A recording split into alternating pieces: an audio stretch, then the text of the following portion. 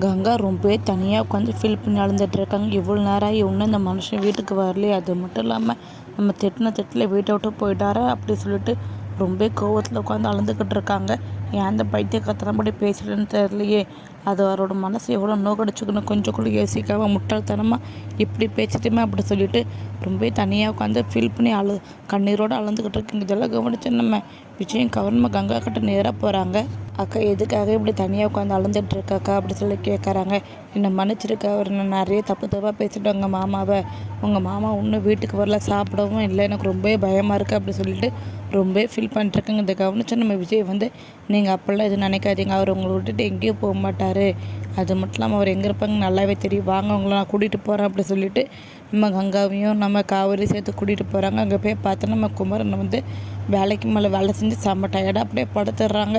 இந்த பக்கம் இதை கவனித்து நம்ம விஜய் வந்து பார்த்தீங்களாங்க, இதுதான் உங்கள் வீட்டுக்காரங்க உங்கள் மேலே வச்சுருக்க அன்பு, அது மட்டும் இல்லாமல் குமரனை போய் தப்பு என்ன மாதிரிலாம் வார்த்தை பேசிட்டீங்க, அதுக்காக தான் வார்த்தையெல்லாம் பார்த்து பேசினா இப்போ வார்த்தையை விட்ட போகிறோம், அதுக்கப்புறம் நம்மளால் அது எடுக்க முடியாது.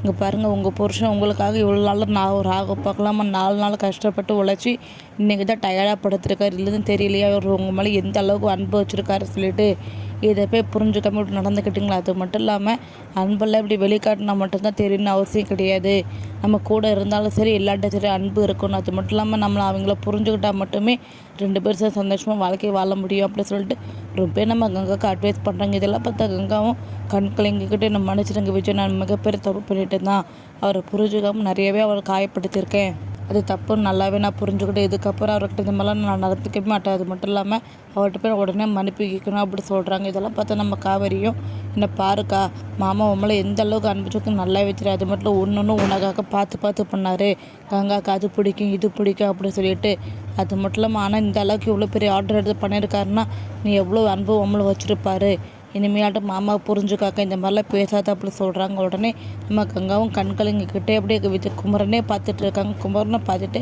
அப்படியே குமரன் பக்கத்தில் போய் உட்காடுறாங்க. குமரன்கிட்ட பேசலாம்னு சொல்லிட்டு இதை கவனித்த காவேரியும் உள்ளே போகிறாங்க. இதை கவனித்த விஜய் வந்து நீ எங்கே போகிறீங்க வா அப்படி சொல்லி கூப்பிட்றாங்க. இல்லைங்க நான் போகிறேன், கங்காக்கா தனியாக இருக்காளா அப்படி சொல்கிறாங்க. விஜய் வந்து கங்காக்கா தனியாலாம் கிடையாது, குமரன் கூட இருக்காங்க, நீங்கள் இருந்து வா, இவங்க 2 பேரும் பேசிக்கிடுவாங்க அப்படி சொல்லிட்டு காவேரி அங்கேருந்து கூப்பிட்றாங்க.